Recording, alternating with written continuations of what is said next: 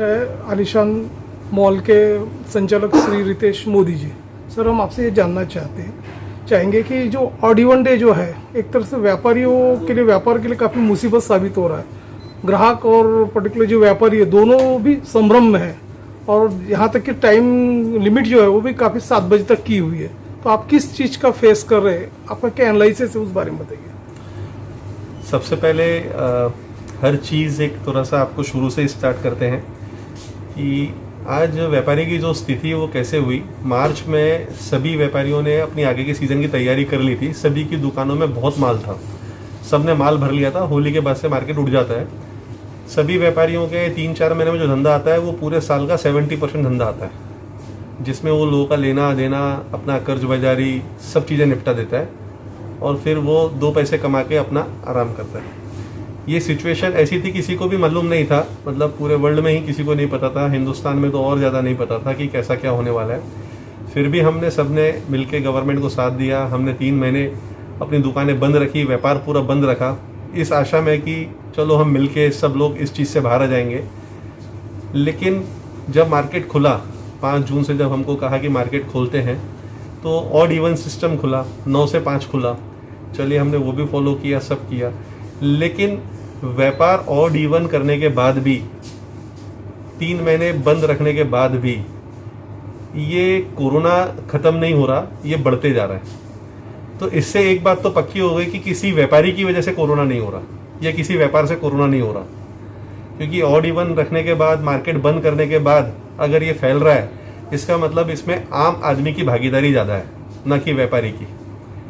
व्यापारी आज प्राय सारे व्यापारी अपने प्रिकॉशन के हिसाब से अपना व्यापार कर रहे हैं। अपनी प्रीमाइसेस में सारे मास्क, हैंड सैनिटाइजेशन, ये सब कर रहे हैं। इन 4 महीनों में मार्केट बंद रहने से हर आदमी कर्जदार हो गया, सबका पैसा उनके आंग पे आ गया धंधा नहीं करने से। दुकानों के किराए जो हैं उनके आंग पे आ गए हैं, लाइट के बिल नहीं भर पा रहा। सबके पास स्टाफ है तो सारे दुकान के जो लड़के हैं उनकी वो सैलरी नहीं दे पा रहा, क्योंकि व्यापार के लिए सीज़न नहीं बचा। ना दिवाली है, ना शादी है, ना कोई ऐसा ओकेशन है कि मार्केट में लोग खरीदी करने निकले। पर मार्केट में इतनी भीड़ जो दिख रही है वो खरीदी करने वालों की नहीं, वो 4 महीने जो घर में बैठे थे, जिनको हवा नहीं मिल रही थी, जिनको मज़ा नहीं आ रहा था, तो वो मज़े के लिए रोड पे घूम रहे हैं। तो जो मज़े के लिए रोड पे घूम रहे हैं, उसके बाद उसका खामियाजा व्यापारी भुगत रहा है। इतनी दुकान में आप भी अगर गए, आपने भी सब जगह देखा, मेरे आए, आप बाकी जगह गए, आपको कहीं भीड़ नहीं दिख रही मार्केट के अंदर। दुकानों में भीड़ नहीं दिख रही, मार्केट में दिख रही है। तो ये समझना पड़ेगा कि दुकानें बंद करना इसका कोई सॉल्यूशन नहीं है, मार्केट बंद करना इसका सॉल्यूशन नहीं है, क्योंकि इसमें हमारी पूरी देश की इकोनॉमी ऊपर से नीचे लगी हुई है। जानता हूँ बीमारी बहुत बड़ी है, इसमें सीधा जान वाला ही मतलब है, इसमें जिस पे आई है उसको पता चलता है, बीता है। हमें मार्केट खोल के 30 दिन प्रिकॉशन के हिसाब से व्यापार करना चाहिए, इकोनॉमी को संभालना चाहिए और सबको जागरूक होना चाहिए। सरकार ने और प्रशासन ने अपनी पूरी ताकत लगा दी है जनता को समझाने के लिए कि आप अपनी जान की परवाह करें। अब हमको जनता पे ही छोड़ देना चाहिए कि वो अपने परिवार की और वो अपनी खुद की कितनी वो परवाह करते हैं। आपको विदित होगा कि पिछले बार जब मनपा आयुक्त ने एक औचक निरीक्षण किया था तो बहुत से प्रतिष्ठान में देखा गया कि वहाँ पे काफ़ी भीड़ थी, जबकि गाइडलाइंस जो है सरकार की उसके हिसाब से मिनिमम 5 लोगों के ऊपर ज़्यादा गर्दी नहीं होना चाहिए। काफ़ी लोगों ने देखा जाए सैनिटाइजर तो रख रहे, लेकिन टेम्परेचर गन से वो टेम्परेचर मेंटेन नहीं कर रहे। तो काफ़ी उन्होंने ऐसा कुछ कमियां देखी। उसके बाद उन्होंने जनता कर्फ्यू लगाया था और उसमें व्यापारियों का भी पूरा प्रतिसाद मिला। उस बारे में आप क्या कहोगे? मेरा कहना है कि जैसे कोई भी क्लास में, हम स्कूल में भी पढ़ते हैं, अगर देखते हैं, हम अपने ऊपर भी लें तो पूरी क्लास में हर बच्चा होशियार नहीं होता था। 90% बच्चे पढ़ते थे और 10% बच्चे जो उद्दंड होते थे। तो ऐसा ही हर स्थिति हर फील्ड में है, चाहे वो गवर्नमेंट ऑफिस हो, चाहे व्यापार हो। अगर हम कहीं कहें कि हमारे नेता कुछ करप्ट हैं या हमारे कोई ऑफिसर करप्ट है, तो पूरा सिस्टम करप्ट नहीं होता, वो 10% होता है। ये हर चीज़ में अपवाद है। ऐसे ही व्यापारी वर्ग में अगर 10% व्यापारी इस टाइप के हैं तो उसमें 90% व्यापारियों को आप नहीं बोल सकते।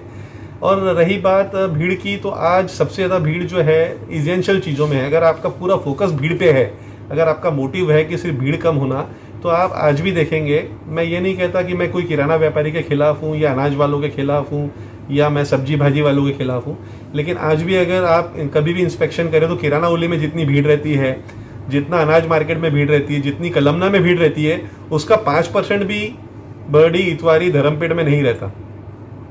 तो हमें अगर फोकस करना है तो हमें व्यापार बंद करके, व्यापार को ख़त्म करके ये रास्ता नहीं निकालेगा, रास्ते निकालने हैं। रास्ता हमारा ये निकलेगा कि पब्लिक को एजुकेट होना पड़ेगा, पब्लिक को समझना पड़ेगा कि अगर उसकी वजह से उसका परिवार खतरे में आता है, उसकी बेवकूफ़ी से वो मास्क नहीं लगाता है, थोड़ा सोशल डिस्टेंसिंग नहीं करता है, ये हर आम आदमी जब तक नहीं समझेगा तब तक व्यापार भी खतरे में है और लोगों की जान भी खतरे में। रितेश जी, आप क्या कहना चाहोगे कि जब औचक निरीक्षण करने के बाद जब जनता कर्फ्यू लगाया गया था, उस समय जो आपके नागविदप चेंबर ऑफ कॉमर्स की जो बॉडी है, उन्होंने उनके पदाधिकारियों ने खुद कोरोना योद्धा बन के हम पूरे दुकानदारों को एक एजुकेट करेंगे कि कैसा अवेयरनेस रखा जाता है, तो उसमें काफी आपके ट्रेड्स के काफी लोग भी शामिल हुए थे, तो उस बारे में आप क्या कहोगे? ये हमने 50 लड़के हमने दिए थे, मैंने खुद दिए थे यहाँ पे, जो कोरोना योद्धा के नाम से हमने एक 15 दिन लड़के हमने एजुकेट किए। लेकिन जब पब्लिक उनसे उल्टा सीधा कह रही थी और थोड़ा सा अपशब्द और गालियाँ बकते थे, तो बच्चे मेरे से बोलते थे, आज सारे लड़के सेल्समैन हैं, उनको आज मैं पेमेंट दे रहा हूँ और उसके बाद उनका वो काम नहीं था, फिर भी उन्होंने समाज सेवा के लिए, लोगों की जागरूकता के लिए उन्होंने वहाँ पे मास्क बांटे, सबको समझाया। लेकिन लोगों का जो प्रतिसाद था वो ये था कि हमको समझाने की ज़रूरत नहीं, आप हमको ज्ञान मत बांटो। हमने मुंडे साहब का एक वीडियो देखा है जिसमें उन्होंने कहा है कि हमें मास्क लगाने की ज़रूरत नहीं। वो पुराना वीडियो था जब उन्होंने मार्च में दिया था, जबकि किसी को नहीं पता था कि कैसे इसको मतलब फॉलो करना है, पर वो वीडियो अब वायरल हो रहा है। तो लोग ने मतलब इस तरह से हैं कि आज आप किसी का अच्छा करना जाओ तो वो उसको अच्छा भी नहीं समझ में आता। तो हमने वो 50 लोगों की जो टीम बनाई थी उसको मैंने कल से ही वो बच्चों को अलग से वहाँ से हटा दिया, क्योंकि रोज़ रोज़ अगर इस तरह की बातें होती हैं और लड़ाई झगड़े करते हैं लोग, तो मैंने कहा कि इससे अच्छा सब पे छोड़ दिया जाए। जो मैं अभी भी कह रहा हूँ कि हमें अब पब्लिक पे छोड़ना पड़ेगा, क्योंकि प्रशासन भी अब पूरी ताकत लगा चुका है, वो भी परेशान हो चुका है। हमारे पास एक रास्ता और है, जो मुंडे साहब को मैंने अभी 3 दिन पहले व्हाट्सएप किया था, मैंने और हमारे 7-8 व्यापारियों ने, एसोसिएशन ने अलग अलग, कपड़ा वालों ने, महल वालों ने, सब ने अलग अलग उनको व्हाट्सएप किया उनके पर्सनल नंबर पे। हमने एक सजेशन दिया कि हम व्यापारी होने के पहले हिंदुस्तानी हैं, हम नागरिक हैं, हम व्यापारी बाद में हैं। हम ये चाहते हैं कि जिस तरह से रोज़ केसेस बढ़ रहे हैं, हम लॉक अनलॉक इस पर नहीं जाना चाहते। हम चाहते ये हैं कि ये चेन ब्रेक की जाए। तो चेन ब्रेक करने के लिए क्या किया जाए? आज हमारे सारे हॉस्पिटल्स फुल हैं, जिस हिसाब से आप भी जानते हैं, मैं भी जानता हूँ कि जीएमसी, आईजीएमसी, फिर प्राइवेट हॉस्पिटल्स सारे फुल हो गए हैं, चाहे वो राहटे हॉस्पिटल्स हो, चाहे आपका 7 स्टार हो, ओकार्ड हो, सारे फुल है, फुल पैक है। लोगों को वहाँ पे बेड जगह नहीं है और दिन ब दिन केसेस बढ़ते जा रहे हैं, 700-800 केसेस, 1000-1000 केसेस रोज आते जा रहे हैं। तो मेरा यही एक सजेशन था उनको कि 15 दिन के लिए कंप्लीट कर्फ्यू लग जाए, ना कि लॉकडाउन। लॉकडाउन तो एक्चुअली पेपरों पे ये मजाक बना दिया लोगों ने लॉकडाउन का। आज आप लॉकडाउन करते हो, दुकान लॉकडाउन होती है, दुकान बंद होती है, लेकिन लोग रोड पे घूमते हैं, हवा खाते हैं, पिकनिक बनाते हैं, घूमते फिरते रहते हैं। ये क्या है? वो कंप्लीट उसको घर से बाहर नहीं निकलना है, उसके लिए लॉकडाउन लगाया है। ये थोड़ी कहा है कि व्यापार न बंद करके तू भैया बाहर मजे कर, मजे करने के लिए थोड़ी लॉकडाउन लगाया है। तो कंप्लीट कर्फ्यू लगाया जाए, जिसमें इजेंशियल नॉन इजेंशियल चीज़ें कुछ भी चालू नहीं रहेंगी। एक 5 दिन पहले, 6 दिन पहले मुंडे साहब एक पूरा अनाउंसमेंट कर दें कि मैं 15 अगस्त से 15 दिन के लिए कर्फ्यू लगा रहा हूँ, और आपको 15 अगस्त के पहले, मतलब वो 3-4 दिन का टाइम ना देके हफ्ते भर का टाइम दे, जिससे मार्केट में भीड़ ना बढ़े सामान खरीदने की। लोग एक हफ्ते पहले ही तैयार हो जाएं कि हम 15 तारीख के बाद से हम 15 दिन हमको घर से बाहर नहीं निकलना है। क्यों? सिर्फ मेडिकल सर्विसेज और हॉस्पिटल्स यही चालू रहेंगे, बाकी 15 दिन आपको कोई चीज़ नहीं मिलेगी। ये अपन ने समझ के रखना है। और दूध की बात है तो ऐसा कुछ रहे कि एक दिन बंद करके एक दिन चालू कर दें, वो 7 से 12, कि जिससे कि किसी को दूध है, दही है, ये लाना है तो सिर्फ 5 घंटे की सर्विस है, 7 से 12 में वो लाके अपना घर चला सकता है। लॉकडाउन की पार्श्वभूमि में जब 4 महीने आपका ट्रेड बंद था, तो देखा गया तो आपके जो वर्कर्स है, जो स्थायी वर्कर्स है, उनको आपने सैलरीज दी। दूसरी बात, जो अपना इलेक्ट्रिक बिल हो गया, तुम्हारा जीएसटी, वैट हो गया, ये सब पे किया। कुछ सरकार ने आपको मॉरेटोरियम भी दिया था कि आगे बढ़ा भी दिया था ईएमआई का। इसके बावजूद भी काफ़ी ऐसे ट्रेडर्स भी है जिन पर भूखमरी का संकट आया, कुछ लोगों ने सुसाइड भी किया, लेकिन उसके बावजूद भी सोल्यूशन निकला नहीं, सरकार की तरफ से कोई आर्थिक पैकेज मिला नहीं। तो आपको ऐसा लगता है कि जो आपकी जो प्रीमियर बॉडी है नागविदप चेंबर ऑफ कॉमर्स, तो उन्होंने कुछ ऐसा निवेदन सरकार को दिया कि आगे कुछ रिलीफ मिलने का संभावना है, कुछ ऐसा लग रहा है क्या? मेरे हिसाब से तो व्यापारी एक ऐसा वर्ग है जो सबको देता है, वो लेता नहीं है।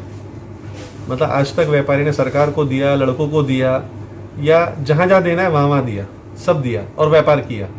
उसके बाद भी उसको वो इज्जत नहीं मिली जो मिलनी चाहिए। क्योंकि आज गवर्नमेंट में जो भी हम टैक्सेशन जाता है या जीएसटी जा रहा है, इसमें आज सारा योगदान व्यापार का है। हम जितना व्यापार करेंगे उतना जीएसटी देंगे, उतना हम टैक्स देंगे। मैंने अभी भी कहा कि 90% व्यापारी लाइन से चलते हैं, 10% हर फील्ड में अपवाद है। तो हम 10% को ना देख के 90% पे ध्यान दें।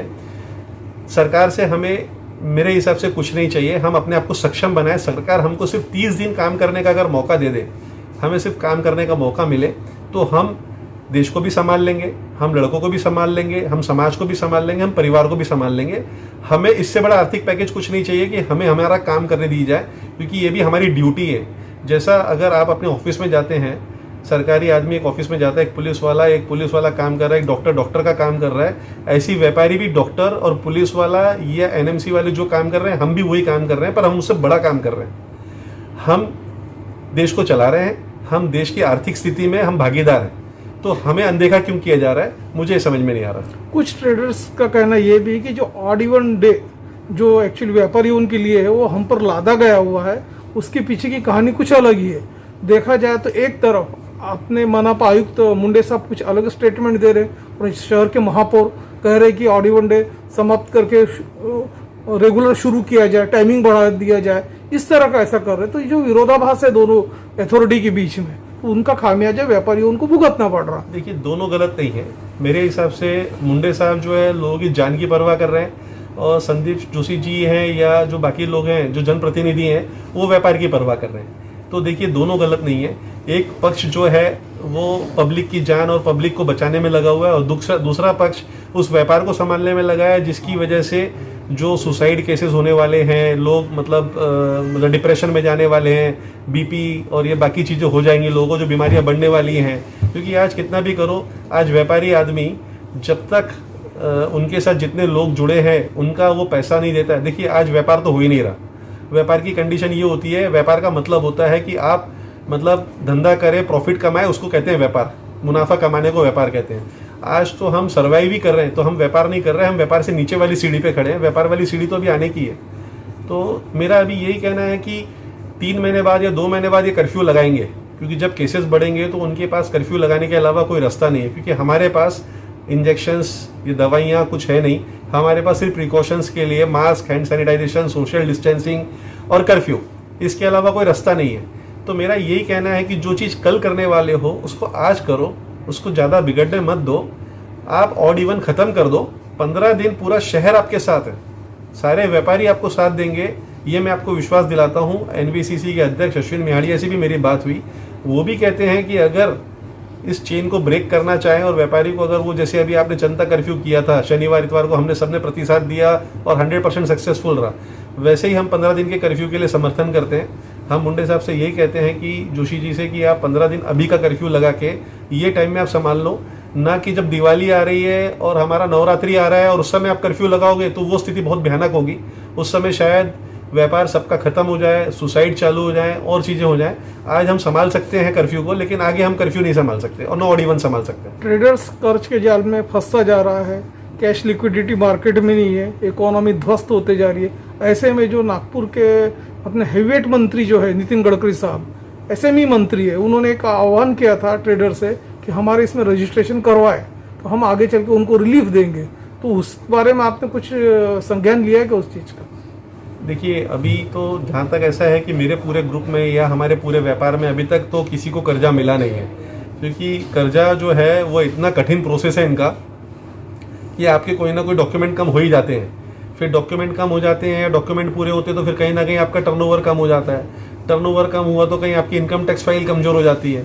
ये सारा सब कुछ हो गया तो आपने पहले से कुछ कर्जा लिया है तो आपकी एलिजिबिलिटी नहीं बैठती। तो आप ये समझिए कि आज व्यापारी, आज भी हम सरकार से यही कहते हैं या प्रशासन से यही कहते हैं, हमें आपसे कोई आर्थिक पैकेज नहीं चाहिए।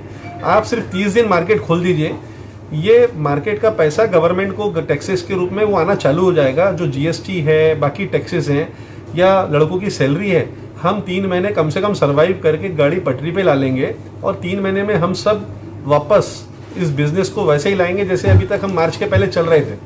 पर इसके लिए सबका साथ चाहिए और हम अभी भी कह रहे हैं कि कर्फ्यू लगाना है, आप लगाइए, क्योंकि लॉकडाउन इसका रास्ता नहीं है। या ऑड इवन इसका रास्ता नहीं है। आप 15 दिन का कर्फ्यू लगा के आप 30 दिन मार्केट खोल दीजिए ना, कौन मना कर रहा है। आप एक बार कोशिश तो करिए कि 15 दिन का कर्फ्यू लगा के आपने सब चीज़ें कर ली, पर आपने कर्फ्यू नहीं लगाया।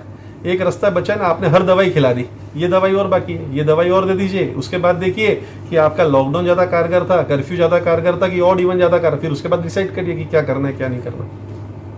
Thank you. आलीशान से मैं जितने भी कोरोना योद्धा हैं जिन्होंने इतनी सेवा की है और जो आज 24/7 सभी की सेवा में लगे हुए हैं, उनको मैं सैल्यूट करता हूं।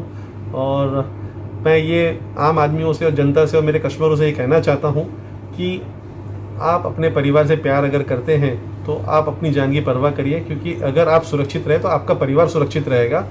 आप घर से तभी निकलिए जब आपको बहुत ज़रूरी हो। आप खरीदी करने के लिए भी 10-10, 15-15 लोग मत आइए। सिर्फ 2 लोगों की ज़रूरत है खरीदी करने के लिए, एक जिसको पसंद करना है और एक जिसको पैसा देना है। तो मार्केट में कृपया करके आप सिर्फ 2-2 लोग निकलें, बच्चों को बाहर ना निकालें, बुजुर्गों को घर पे रखें। ये छोटी छोटी चीज़ें हैं जो आपको अपनी जान बचाने के लिए करनी है, क्योंकि इसका इलाज नहीं है। एक बार अगर आपके प्रिय लोग या आपके घर के लोग अगर आपके हाथ से चले गए तो आप ज़िंदगी भर पछताते रहेंगे। मेरा ये कहना है कि पछताने से पहले ही हम समझ जाएं तो ज़्यादा अच्छा होगा। Thank you.